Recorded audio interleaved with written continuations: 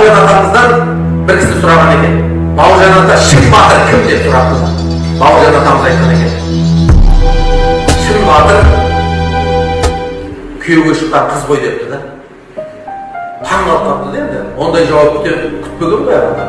Мысалға мен еркекпін ғой депті. Керемет деген жердің өзінде қыдырып барсам бір аптадан артық ішім пысып өліп қаласың дайын депті. Үйге қайтып келеді депті. Ал мына қыздың батырлығы сондай депті. Бөтен жерге бір аптаға емес, бір елді бақытты қыламын деп өмір бақиға кетеді ғой. Сабыр қылады. Артындағы елге жаман сөз келтірмейді. Барған жерін бақытты қылады ғой. Сондықтан мен әке шешесін, туған туысын, туған үйін тастап, білмейтін жерге барып, сол жерде бақыттың шамын жаққан, ізгіліктің ошағының отын жаққан қыздарды батыр деп айтар еді.